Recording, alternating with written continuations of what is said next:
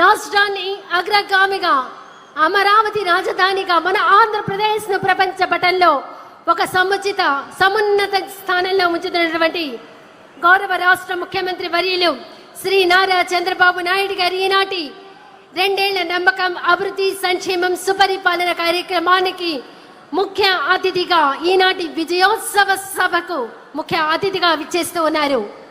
నారా వారి దృష్టి, వారి పరిపాలన అనుభవం, అంకిత భావం ఆంధ్రప్రదేశ్ అభివృద్ధికి మార్గదర్శకంగా నిలుస్తూ ఉన్నాయి.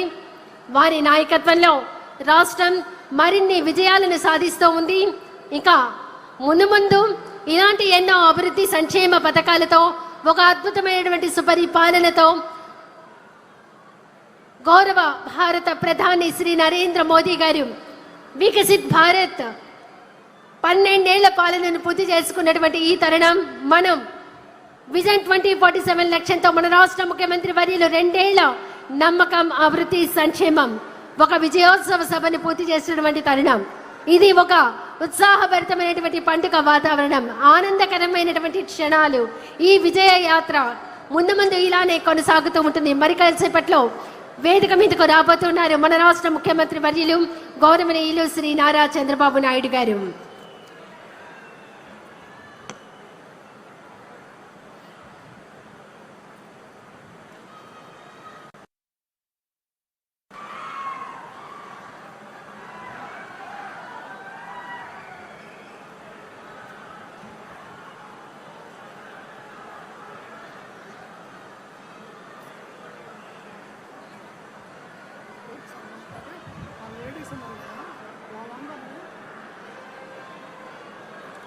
వేదికకు ఎడమ వైపున లేడీస్ చాలా మంది మహిళలు నుంచి ఉన్నారు. ఒక 10-15 మందిని ఎమ్మెల్యే గ్యాలరీలోకి అనుమతించవలసిందిగా కోరుతున్నాం. పోలీస్ వారికి విజ్ఞప్తి, 15 మంది మహిళలను ఎమ్మెల్యే గ్యాలరీలోకి, వేదికకు లెఫ్ట్ సైడ్ ఉన్నటువంటి మహిళలను 15 మందిని ఎమ్మెల్యే గ్యాలరీలోకి అనుమతించవలసిందిగా కోరుతున్నాం. దయచేసి ముఖ్య గమనిక, గ్యాలరీలో ఫ్రంట్ గ్యాలరీస్ లో కొంతమంది నిలబడి ఉన్నారండి. సుదూర ప్రాంతాల నుంచి ఈనాటి విజయోత్సవ సభకు విచ్చేసిన వారు ఎంతో మంది, చాలా మంది వెనక కూర్చుని ఉన్నారు. మీరు కనుక నుంచి ఉంటే మీ వెనక ఉన్నవారు ఈనాటి సభను వారు ఎలా వీక్షించడం జరుగుతుంది. కావున మీ అందరికీ ముఖ్య గమనిక, ప్రతి ఒక్కరూ మీ స్థానంలో కూర్చోవలసిందిగా సవినయంగా కోరుతున్నాం.